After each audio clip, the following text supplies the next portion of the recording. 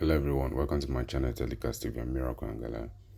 You're watching political roundup story in Rivers State as the Rivers State House of Assembly continues the impeachment process.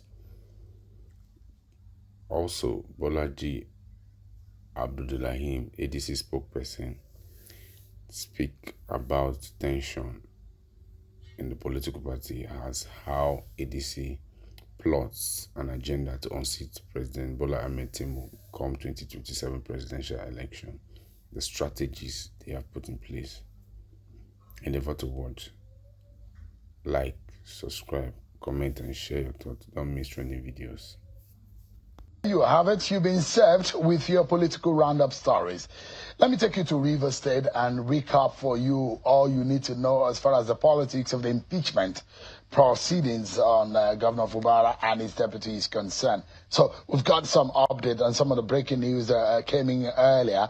Rivers State High Court sitting in Oyibo local government area has stepped into the escalating political crisis in the state, issuing an interim injunction that temporarily halts further action on the impeachment process against Governor Siminalayi Fubara and his deputy, Professor Ngozi Maodu. In a ruling delivered in Port Harcourt, the court restrained the Speaker of the Rivers State House of Assembly, Martin Amewule, alongside 32 other defendants, including the clerk of the House and the Chief Judge of Rivers State, from taking steps aimed at advancing the impeachment process. Specifically, the court barred the Chief Judge, Justice Simeon Chibuzo Amadi, from receiving, forwarding, considering, or acting on any request, resolution, or impeachment-related document from the Assembly for the purpose of constituting an investigative panel pending the determination of the matter. The injunction is to subsist for 7 days. Well, it was a U-turn, a dramatic one indeed. Former lawmakers in the Rivers State House of Assembly who recently withdrew from the impeachment proceedings against Governor Siminalayi Fubara have now reversed their decision and declared support for the process. The lawmakers are the minority leader of the House, Silvanus Nwankwo, Peter Adey, representing the Gema constituency, Bali Nwako of Kana Constituency 1, and Emilia Amadi of Obiakpo Constituency 2. The lawmakers made a U-turn earlier today during a live broadcast on the front of the Rivers State House of Assembly complex, days after publicly calling for amicable resolution of the political crisis rocking the states. Take a listen to them. Press today as a way of reaching out to our constituents and indeed the good people of Rivers State on the current matter of the impeachment process against the governor of Rivers State, Siminalayi Fubara GSSRS, and the deputy governor, Professor Ngozi Maodu. Some leaders and well-meaning Nigerians have called on us to once again halt the impeachment process against the governor and the deputy governor. This morning, the 16th day of January 2026, we concluded that there is indeed the need to proceed. This is a decision of all of us, including members who had the opportunity to address the media few days ago and those who had already decided not to proceed but changed their positions. In the face of prevailing situation, our decision to proceed is informed by the following. 1. The governor and the deputy governor do not have any intention to stop disobeying the Constitution of the Federal Republic of Nigeria 1999 as altered. Previous attempts at resolving the quagmire politically failed because the governor does not abide by any agreement and cannot be trusted. It is obvious that the only solution now is to apply the solution prescribed by the 1999 Constitution as altered, which is the impeachment of the incorrigible governor and the deputy governor. We therefore strongly appeal to all leaders at all levels and the good people of Rivers State to carefully consider the problem at hand and understand that the impeachment process is the best way to go at this point. We are using this medium to call on Mr. Speaker to allow the constitutional process to proceed unhindered. Explanations also on part of some of the other lawmakers. I think we have about 2 of them actually that spoke, or more of them, but I think we have one of the other lawmakers for you to hear their reasons for making a U-turn. we'll probably give you the other perspectives on that. But let me tell you what the stance of the Rivers State House of Assembly is on the matter. But they have come forward to say they have transmitted a letter and a notice of impeachment to the state Rivers State judge, and they said they've initiated formal constitutional steps to investigate allegations of gross misconduct against Governor Siminalayi Fubara and his deputy following a resolution reached at plenary. There's a statement issued earlier today. The Assembly says that lawmakers involved Section 188 of the Constitution mandating the Speaker to write the Chief Judge of Rivers State for the setting up of investigative panels, stressing that all procedures so far comply strictly with constitutional provisions, even as the House appealed for calm and public confidence in the democratic process. Those in favor that the allegations of gross misconduct against Her Excellency, the Deputy Governor of Rivers State, Professor Ngozi Umah Odo, DSSRS, be investigated should indicate by raising their hands. The clerk has ensured that the votes are counted. Those in favor that the investigation should proceed are 25 in number. Against, nil. Abstention, nil. Distinguished colleagues, by this voting, the Rivers State House of Assembly has resolved that investigations against allegations of gross misconduct leveled against His Excellency Sir Siminalayi Fubara, Governor of Rivers State, should proceed to the next level, which is investigation, and by virtue of Section 188, subsection 5, I will ensure that the resolution of this House is immediately communicated to the Chief Judge of Rivers State. That's about it, however, from Rivers State, and all what has panned out. You have a perspective on what has gone on. You are now up to date with that. Let me take you to what should be a headache to the APC, the ruling party. It does look like, they are in firm control of several states of the Federation, controlling them politically speaking. The party is also at the top of things at the federal level. But what about the real people of Nigeria? Are they in control? What are the hopes of the APC, with some of the assurances that members and leaders of APC are having that is a coast clear for them in 2027, and it's going to be an easy ride for President Bola Tinubu to get a re-election and the APC to hold firm the political leadership in this country. Well, tonight, the Nigeria political and economic debates take center stage, and our conversation as concerns are now growing over the state of the nation under President Bola Tinubu, rising cost of living, and the government's decision to hire foreign lobbies in the United States. At the same time, shifting alliances and recent defections are reshaping the opposition ahead of the 2027 election. Tonight, I'm being joined by the spokesperson of Nigeria's major opposition now, the African Democratic Congress spokesperson, Mr. Bolaji Abdullahi, is live for us in our studio. Thank you so much, Malam Abdullahi, for joining us tonight. Thank you very much. It's good to see you. Happy New Year. Same to you. It's good to see you. What a year! What a year it's been, 2025. It saw the alliances and some heavyweights coming together under the umbrella of the ADC, and it's seen someone like you who's been a former minister and who is a former governorship aspirant in your state coming to now speaking for the ruling, for the major opposition party now. I'm saying major opposition party now because suddenly the ADC seems to be a party to look out for. The PDP is falling apart. The Labour Party seems to not to find its feet, but the ADC seems to have had all of the major players from all of the opposition parties come under one umbrella.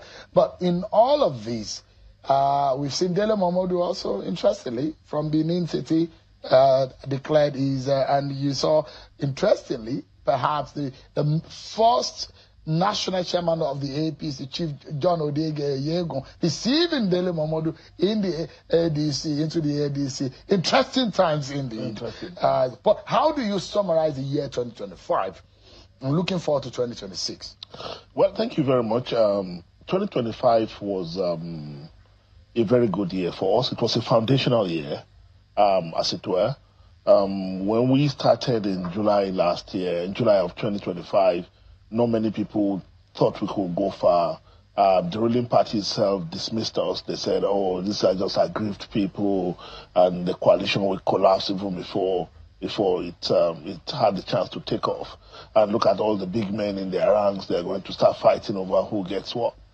But 7 months after, in 2026, here we are, getting stronger than before. Look, I'm very confident that if you gather political scientists to study the trajectory of political party development, they will probably tell you that ADC has been one of the fastest growth in Nigerian political history. And the reason is not far-fetched. You mentioned all those different people joining our party and all. The reason is very clear. It is clear to everyone today there is only one option. The possibility of Nigerians having to continue with what the current APC government is doing under President Bola Tinubu is too scary to contemplate in terms of what has happened to the lives and livelihood of Nigerians, in terms of what has happened to the image and reputation of this country, in terms of what has happened to the status of Nigeria as a leader of the black race the world over. Every Nigerian today who knows what Nigeria should be, what Nigeria used to represent in the past, and where we are today, will not want what is going on to continue. So all these people you see joining our parties, these big wigs and political heavyweights, are also telling themselves that what is at stake is bigger than my individual ambition. And this is not all about grabbing power. No. Because there are those who think that this intent is solely to get Tinubu out of power. That is the agenda, and not about the interest of Nigeria. No, of course we want to get Tinubu out of power. That's the only way we can get to do. No, not desperately. Because it's only by getting him out of power that can take our country back. There is no scenario where he remains in power and we are able to save this country. Is the country stolen? It's more or less it has been hijacked. You see some of the behavior of the people in government, and when people say you can smash it and grab it and run with it, that is the language of banditry. A government that can forge a duly passed law, what do you call that? You see, some things have happened in recent time that is unprecedented in the history of Nigeria. This is the first time we hear that the National Assembly will pass a law, then some people in government will sit and forge it and actually try to pass it off as the duly approved law. This is the first time that we're hearing that a government of Nigeria will pay $9 million. Is it 6 million or 9 million now? It's 9 million. It was, I read the agreement, I saw the document. If you go to the FARA website, you see it there. $9 million. $9 million for lobbyists to make them look good before Donald Trump. Is it a bad thing to lobby? It's not a bad thing to lobby. But what they are doing, number one, I don't even want to go to the issue of all the processes. How did they award this contract? How was the money paid? Who paid this money? What budget line is it? How was the money transferred out of Nigeria? We are not even going into that. But when you are paying $9 million, if you invest $9 million on your internal security matters, you will see results. And you don't have to convince the president of another country that your country is safe. You are paying $9 million to a public relations group in the US, company in the US, to make you look good, to tell Americans and the American president that, as a matter of fact, what you think about us is not who we are. So, and that is all they care about. They don't care about whether Nigerians are still dying. They don't care about why people are still being killed. They just want to look good before Americans. Okay, I woke up this morning. What did I see? Around 19th December, this government signed an MOU, a medical MOU, with the United States, this same United States. When I read the details, it is shocking to say the least. You go and look at it. That even though Nigeria is paying more, the Americans dictated the term. They decided, in fact, they decided how the money will be spent and what section of the country they want the money to be spent on in our country, even though we are paying more. No Nigerians have seen the details of this MOU. Now, that aside, I'm sure you, wherever you went on holiday, I'm sure you knew when President Trump went to grab the Venezuelan president.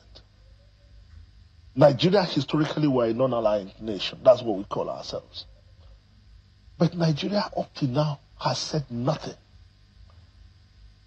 How did we get here? What did our president do that he no longer has a voice?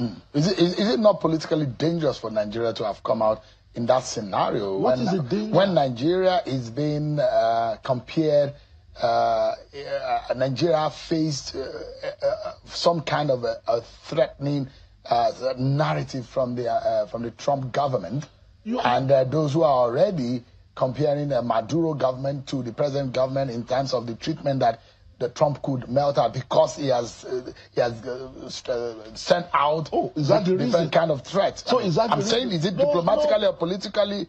I don't know. But what I'm asking is that, maybe it's not political, but is that the kind of president we want? A president that will not be able to speak for us, be able to chest out for Nigeria, a country of 250 million people. A President Trump that can come and pick any president in the middle of the night and take them to jail in America. So what we're saying, but Ghana spoke out.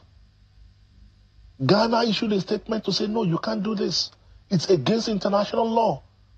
Other smaller countries, with due respect to Ghana, spoke out, took a position. How did we get to the point that Nigeria can no longer take a position? And I'll give you one instance. Historically, this is a leading country in the world. In 1962, when Nelson Mandela was arrested by the apartheid government in South Africa, they were going to execute him. The first judgment was death sentence. Nigeria, led by Jaja Atiku, the foreign affairs minister, intervened and they converted it to life imprisonment. How many other instances can we point out where Nigeria has directed the boycott of the Commonwealth Games? I can't remember what, I think it was Glasgow or so. How many times have Nigeria set agenda for the rest of the world? And we have people. So how did we get here? That Nigerian president can no longer take a position because our president is afraid. The government seems to say Nigeria forced agenda. That's what this government seems to have established in its diplomatic and its Nigeria first agenda. Foreign relations. No. Don't be deceived. This is not Nigeria first agenda. What we are seeing, okay, I'll give you another example. You say Nigeria first agenda. Can you think of any instance in history where a president would declare a state of security emergency, which, by the way, is still subsisting, then jets off on holiday in another country? No, explain that. If it's Nigeria first. So, you see, we are going through a very terrible period that we have never... Nigeria is sinking. Are you saying, or what are you inferring, really, that President Bola Tinubu's absence from the country, and he did explain the reasons why he's going to be out of the country, are you saying it is wrong of him to have traveled out of the country? It's about priorities. But he stayed Don't back. forget, no, don't he forget. cancelled about 2 or 3 appointments abroad because of security situation. Sometimes ago they say he cancelled. No, you see, when they announced that the president was traveling, what did they tell? They say he was going on holiday in Europe, and that was suspicious. Going on holiday in Europe, which country is called Europe? Then a few days later, they posted this photo, so it shows like he's having breakfast with Paul Kagame in France. That itself generated its own controversy that the photograph was forged and all that. You know, that it was AI generated. Then we saw our president in Abu Dhabi attending the climate change thing. This is a country where you have declared a state of security emergency, that your citizens are still being killed, that you expect the president to do nothing 24 hours by dealing with this insecurity. No, you don't see that. So you think that but they will tell you, President Tinubu should sit put in Nigeria? Absolutely, and I'm sure he will agree. Were he not the president today, I'm sure President Tinubu will agree with me. Because that's what I'm saying now is what he will have said. If it's an ADC president, it should have been a president that will sit without traveling? Absolutely, because this is where the... What about the trade relationship and the deals that have been signed, some of the achievements that have been made in trade and investment, the direct, foreign direct investment that have been... Which foreign direct investment have we... Okay, so let's leave that. So where are your ministers? What's the job of your ministers? Could those deals I saw my president received by a minister of state in Abu Dhabi. Nigerian president received by a minister of state. Come on, Shehu, don't you feel insulted? Don't you feel insulted? Our president should be here. Ministers should be doing those kind of jobs. 3 years after, we don't even have ambassador. They said they submitted some names sometimes ago, last year, that the National Assembly has cleared. Up to now, they have not posted a single one of them. And let me tell you, if they post them today, before they get their letter of credence, maybe end of 2026, before they resume formally and are able to function as ambassador, especially in first-class missions in the world, because the receiving countries will still have to vet them and agree that they are receiving them. Then before they issue them agreement and before they begin to function. All that has not happened. And this is why our president have to outsource diplomatic function and pay $9 million to a lobbyist, a lobbying firm, to do public relations for us. Where Nigerians should be in the room talking for Nigeria, you have to hire people to How do you encapsulate or summarize your own assessment of the Tinubu-led government over the last 2 years or more? There's too much incompetence in the government. I don't know why. In the government or yes, in the presidency? In the government. No. I mean, the president is competent. I'm not saying he's not competent. Individually, if you see him, you know he knows what. So, but there's too much incompetence. How can a competent leader lead an incompetent government? Is that not contradictory? No. You have the impression that he's overwhelmed. Really? You have the impression that... But this is the man who says, I asked for it, I fought for it, I got it, blame me for whatever has happened. The president says he's up to the task. We are blaming him. But how can the president be overwhelmed when he says, this is the job that I asked for and I'm the one, the buck stopped on my table, on my desk. That's what the president has said over and over again. How can he be overwhelmed? This president is very competent in one thing. He's a very competent politician. And everything you see him say reflects that. He's a very competent politician, no doubt about that. What about being a competent leader? I'm not sure of. Because we can only judge by the evidence. A leader is primarily an empathetic person. It's someone that wakes up in the morning and think about the people. How are they feeling? When you think that there are policies you need to pursue, you ask yourself, these policies that I'm pursuing, how is it going to affect the life of an ordinary citizen under me? When someone dies in your country, you feel personally responsible that you have failed that individual because your primary job is to protect that person.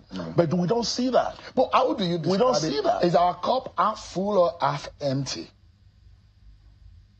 I'm not even sure we have a cup.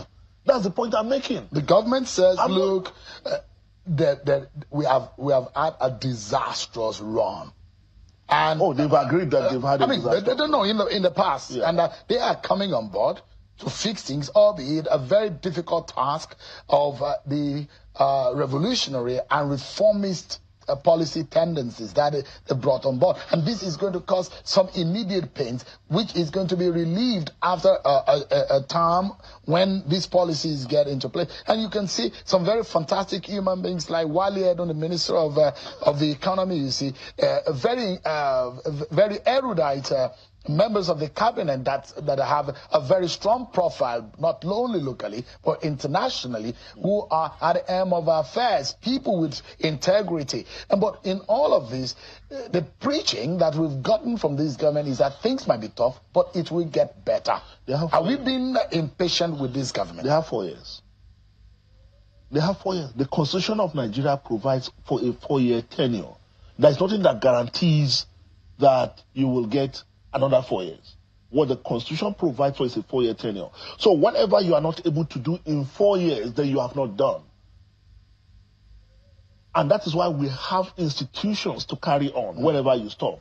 But what we are saying is that in 3 years out of 4, we have not seen anything that this administration has done that will give us confidence that the country is moving in the right direction. I asked you that question, very much with a lot. With a lot of reasons why I asked the question, whether or not our cup is half empty or half full. And I'm very certain that you have embarked on house building projects. Yeah. And you know the pains, and those who understand these know that when you are building the foundation, it takes a long. In fact, if you're spending and giving the builder money to construct the foundation, you'll be worried whether they're stealing your money, because it does look like nothing is showing up. But when you start building the blocks, it goes up on you get to the lintel. And when you get to the lintel, the work slows down again because you start building the concrete. And now the question I'm asking is that, is it a facade that we're seeing, or the real foundation that this government said he wants to build? Because over the years, things have been messed up, and things are, without wanting to use a dirty language, that we're in a mess. Sure. Maybe some of that $9 million should be paid to you, because you seem to be doing a good job. No, because I speak to both parties. I speak to opposition, and I speak to ruling parties. Because we, as Nigerians, we need to, where things are good, we need to say where they are bad. No, but you tell me one thing that they have done that is good. If President Bola Tinubu will be campaigning to Nigerians today, tell me one thing that they will say, oh, Nigerians, I have done this. This is a president that said, if after 2 years I don't give you electricity, don't vote for me. So you think that this government is an absolute failure? He said it. The president said it. I'm saying that generally speaking, you think that the Tinubu government has been an absolute failure? Nigerians have agreed that this government has failed. It is a consensus. And we in the opposition know that the responsibility that we have is to convince Nigerians that we can do better, that we have alternative ideas. All right. But the question of whether this administration has failed, that's a foregone conclusion. That this government has failed? Oh, it's a foregone conclusion. Now, let's, because I'm wondering, when you say this government has failed, and yet they now, you have more governors in their ranks, and they are controlling the majority of the state. And they're convincing people that this is the right party to be. It's a gang up against the Nigerian people. You see, look, I keep saying this. The governors, by the president's own declaration, he has given more money to the governors than maybe any president has ever given to governors in our history. And how has that reflected in the improved livelihood of the people in the states? Because, in fairness to the president, we can't continue to say president, president, president. There are 36 individuals who lead the states as governors, as chief executive of the states. And I'm not saying all of them are bad. But what I'm saying is that they have received more money than they have received, more than any other generation of governors have received in the history of this country. You can say devaluation, you can say, but they say the money they saved from subsidy. The reason that we have more money going to the states is because they removed subsidy, and that money is now going to the states. In what way has that reflected in better life for the people in the states? So these governors know what they are doing. Most of them joining the ruling party are joining because of their vulnerability, because they know that is the only way they can be saved. Because this party, APC, said, no matter what you do, no matter what your crimes or sins are, join our party and your sins will be forgiven. Let's take a break. Malam Abdullahi, you said that ADC has options and alternatives. We look at those options, whether Nigerians agree that these are real options, or maybe they don't really have any options. We take a break. Talk about the state of the nation and governance in this country. I like to say what is government because you've got to give them a benefit of the doubt. If you vote a government into power, you've got to allow them to do what they said they promised to do. The government says current economic pain is temporary and reform-driven. What do you say to Nigerians who feel the hardship is deepening with no clear relief in sight? And I asked that question earlier. Is it a sense of impatience, or people just feel that there are angels somewhere or saints that could, by a swing of a wand, and magically all of our problems and pains will disappear? Governance doesn't happen that way, does it? You've been in government before. That's why I was looking at you, because what are they saying?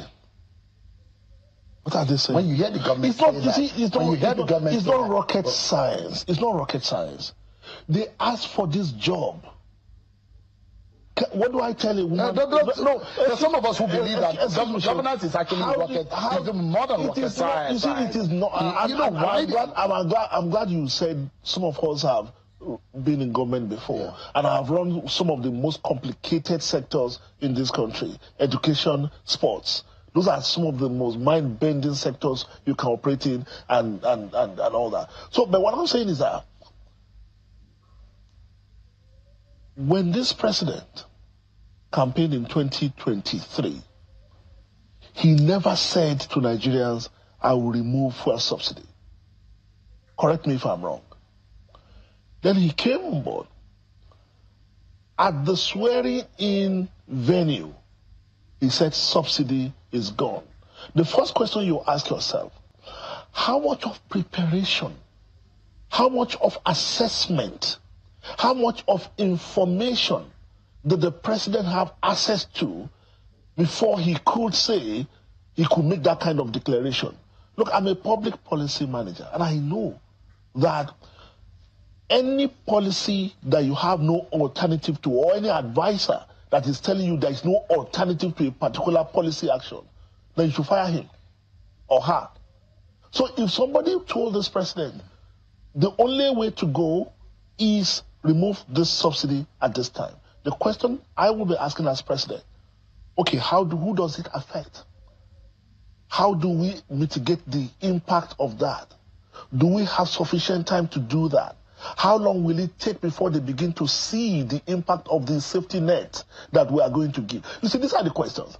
But the president wanted to appear like, I have to, some people have probably advised him, you have to hit the ground running and you have to take advantage of the honeymoon. Now, this is leading to a terrible marriage. Some people have described this as audacity, and that goes not audacity. Sometimes there is no recklessness. There is no difference just between. A moment. Yeah. You have worked in government that are politically mouthed removal of subsidy. Yes. Your very good political ally and good friend Bukola Saraki was the one who raised this matter and the controversy on the floor of the Senate. And we saw the devil in the details of fuel subsidy in this country, and almost too much money on subsidy. And why are we spending too much money? We have fiscal crisis, and we can bring some money from money we are paying on subsidy and cushion that to give ourselves some fiscal headroom. Then we can divert this money to other sectors of critical importance. Now, that's one argument for removal of subsidy. The second one is that there's too much corruption around it, and if we remove subsidy, we'll be able to kill that corruption. Now, which of the two have we solved?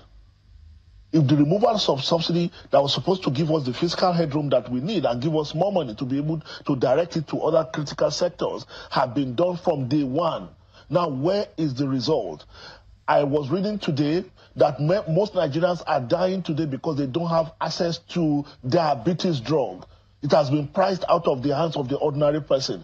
Amlodipine, the common drug used for blood pressure, most people cannot even afford it. I would want a situation where this president will be telling us that we have removed subsidy, and the money and the reason you are buying this drug at a cheaper rate, or the reason remove that subsidy from petrol or whatever and put it in subsidizing drugs, and use it in subsidizing food, and use it in subsidizing education. Then when you do that, then we can say, okay, maybe this is worth it. There are Nigerians who what would ADC would have done differently if all others have mounted the same policy direction as this president? No. You see, and I can tell you, I can invite you to one of our sessions. We are working on these programs now. And one thing I can tell you is that ADC is focused on one thing. How do we ease the burden on the people? So the ADC is tilting to be a party left of the center in terms of ideology, or what exactly does your ideology is going? Have you shaped what the ideology? I don't like labeling. I don't like labeling because labeling doesn't always capture everything. But that's what political parties. But what we are saying is that our party, you know, you don't have to give it a name. It's what you do. Okay, you've got to belong in an ideology bowl. Hang on a second. I'll give you an example. All Progressive Congress, APC, will tell you that they are a progressive party. They said they were left of the center. But have you seen? PDP said they were right of the center. Hang on about the. Well, about what that voted is out of. Doesn't exist. So ADC wants to be that party. For us, I think you are trying to pigeonhole me into an ideological box. Because you are maybe you and I know you. I've known you for years. Yeah. Interestingly, we are from the same state. And knowing you means that I know how policy-wise, how sound you are. Yeah. And when I'm having a political science conversation with you, I know you understand what I mean. That you can't stand as an organization that is politically oriented and not have an ideological box in a bowl. You've got to be able to identify. You cannot be everything as a political organization. No, you cannot be everything. And you cannot come out as a government to say the point we're going to be conservative and at the same time be welfare. Exactly the point. And that's the point I'm making. That this labeling don't always work. They just put the label for marketing purpose. APC will tell you they are welfareists, they are left of the center, they are progressive, they have been the most progressive government in Nigerian history. There is no government in Nigerian history that has burdened the people more than they have done. Even Margaret Thatcher, go and read Margaret Thatcher's policies. She did not do as much as the APC government is doing.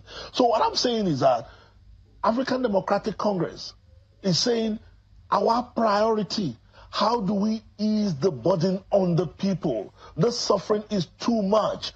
Any economic policy that is likely to compound the suffering of the people, ADC will not pursue it. Let me ask you, Malam Abdullahi, joining the people who are moving into the ADC, is it an ideological issue for them, but just looking for alternative platforms other than the ruling party? Because some people don't agree with some of the folks in the APC.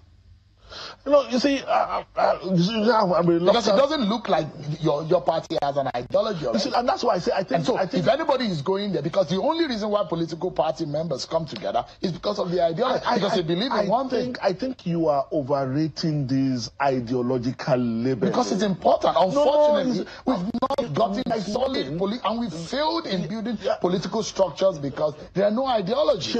And that's why such a platform as this, we've got to ask our politicians, where are your ideologies? Because they get into office and they are lost because they never had any ideology in the first place. What you call ideology is framing. There's nothing in my education or in my experience that tells me that we have to attach this label to this political party before they can stand for something. I'm ready to debate that. What I'm saying is that by what we promise to do, by what we actually do, you can define us. You can say, okay, this is what this party stands for. But for the Second Republic politicians and political parties, okay, in the Second Republic and the First Republic, you could know what the Sadanos of this world, the Awolowos of this world, what they stood for. They had priorities. Now, did you call them left of the center, conservative, ultra right? Everybody knew. That's what an Awolowo as a premier we are saying, and you could define it. We are saying the same thing. You could define it. That's what I'm saying, that when we come out with our policies, we will tell you, I've just told you, that the people will be at the center of governance for ADC. And you don't have a name for it? You don't have an ideological tag for it? You can take that, you can say you are social welfareist, left of the center, whatever. You see, I've looked through Europe. I've seen different parties, right of the center, left of the center, middle of the center, whatever. And you could see that there are circumstances where you see a Democratic Party in the US doing something that is very, very conservative. You see a Republican Party, okay, you see now the Republican Party under President Donald Trump with his evangelical community. I mean, and you see some things they do, and you say, oh, hang on, this looks like a social democratic thing. That's why I said, for us, It is not about the label. Right. It's about what we promise to do and what we are going to do and how we are going to do it. Because Nigerians, a lot of people now... This labeling doesn't mean anything for an average. It is a gang of those who just wanted to grab power again. Unfortunately... Without a unified concept of how I've just told you that, and I've said it somewhere today, in the next couple of days you'll see it, we are the first party. Now we have what we call the Orange Book that we're going to present. I'm saying it now. Right, the ethical and governance principles of the African Democratic Congress. It's the fourth time a political party is having something like that, right? You see, a lot of work is going on because we are clear that we have to be able to present a clear alternative and option. Give me a moment, please. We need to go on another break. But when we come back, what are the options? If Bola Tinubu stands on the ballot in the APC, who will fly the flag of the ADC? What are the options that Nigerians should look forward to in the ADC? We'll be right back after this break, everyone. Our closing moment with Bolaji Abdullahi, the spokesperson of the ADC. When you say that ADC has options for Nigerians, that those who will say, are there better people that can, in terms of the ability to govern this country, better than Bola Tinubu? Who are these people that they are your first 11 that Nigerians who say can contend with the Bola Tinubu at the polls? Well, we've seen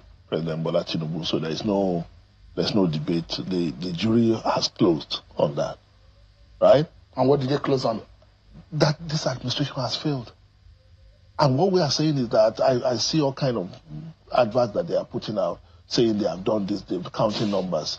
But what is clear is that they don't get to mark their own report, their own result sheet.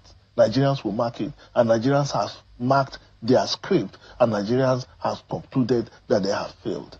Now, the question of alternatives. You see, the mistake we keep making, and I'm glad you referred earlier to the Second Republic parties. The mistake we keep looking for one person that we believe will solve this problem. That's the concept of leadership. No, there's concept of leadership. Private sector, public sector. Look, you see, I don't want to. You've got to have someone, one person who will lead the pack, that will have the vision, carry the vision, and be able to lead the pack. I don't want to go into these philosophical debates because we don't have the time. We can talk about agency and agents and all that. But what I'm saying is that fundamentally, there were times in this country when a political party, like you said, stood for something, and whoever contest election on the platform of those political parties know that they have to implement the program of the party. Like you said, you referred to the UPN in the Second Republic. You know that if you are voting for the UPN, you knew what you were voting for, and that is why the name of the political parties that is on the ballot. It is when we begin to discount the role of political parties in governance and begin to focus on the individual that will begin to get it wrong. But we don't have the time. We just have 20 seconds. Really. Can you tell Nigerians the truth? And those who think that your party is just floating a lie to the Nigerian public that this is not an Atiku machinery. No, it's absolutely not. Every ADC member today knows that. It's only people looking from the outside that say this, right? Every ADC member knows today that our party does not belong to anybody. And that's why Peter Obi will come in.